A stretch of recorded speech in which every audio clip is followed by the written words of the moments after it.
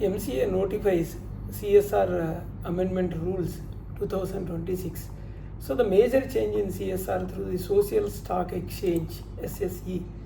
Hello everyone, welcome back to our channel. The Ministry of Corporate Affairs has introduced an important amendment to the Corporate Social Responsibility, so CSR rules 2014, by notifying the CSR policy amendment rules 2026.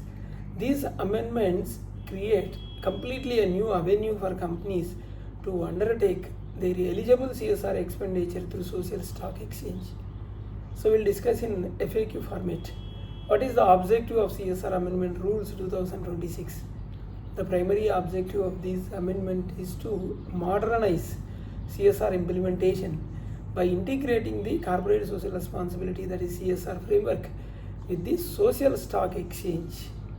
So SSE, social stock exchange ecosystem, which is regulated by the SEBI. So the government intends to provide companies with an additional transparent and regulated mechanism for deploying CSR funds, while also enabling eligible not-for-profit organizations to mobilize resources so more efficiently. This is the intention of the government. So what is the biggest change introduced by these rules? So the most significant amendment is that the companies now undertake eligible CSR expenditure by subscribing to zero coupon zero principle, that is ZCZP instruments issued by eligible not-for-profit organizations registered on the social stock exchange. Earlier, CSR spending was generally limited to direct implementation. Implementing agencies are specified projects, so that was the limit was there. Now subscription to these ZCZP instruments has become an additional permissible mode of CSR implementation. This is an advantage. So what is that zero coupon zero principle instrument?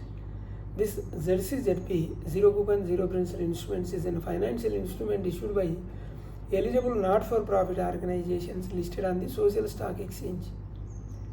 Unlike conventional bonds, these instruments do not provide any interest income, and it will not return the principal. Instead, they are designed purely for financing social development projects and public welfare initiatives. So there are, is there any limit for CSR spending on these instruments? Yes, there is a limit.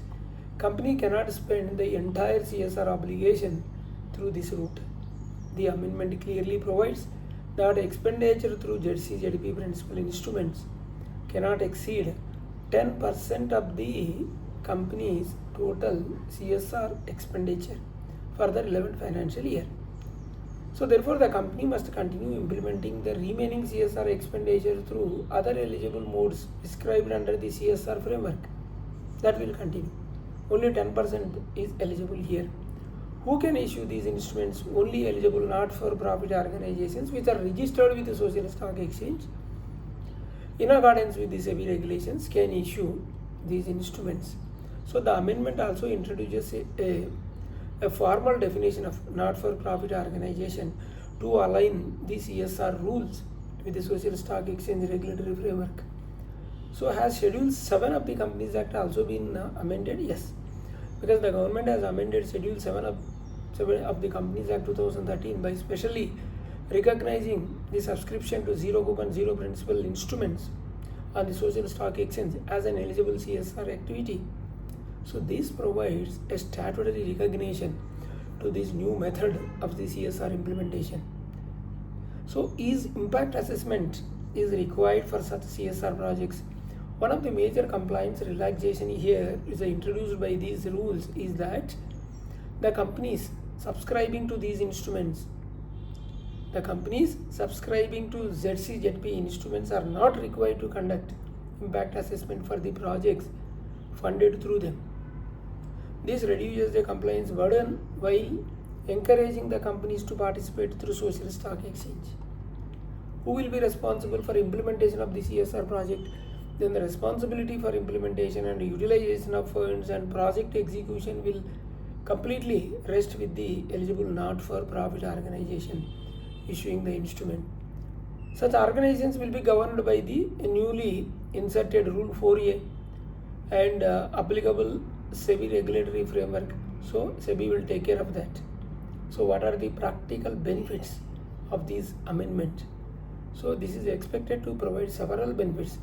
Better transparency in CSR deployment, because SEBI and stock exchanges will take care, and regulatory fundraising for eligible NPOs, improved governance through social stock exchange, SSE will take care, additional flexibility for CSR spending, reduced compliance through exemption from the impact assessment, and better monitoring of utilization of CSR funds.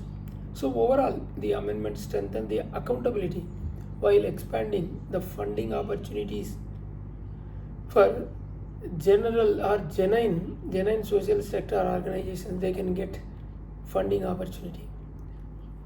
So now companies should review their existing CSR policy, evaluate whether CSR spending through social stock exchange eligible with their CSR objectives, and verify whether the issuing organization is eligible under SEBI regulations. Ensure that the expenditures through this route remains within the prescribed 10% of the ceiling.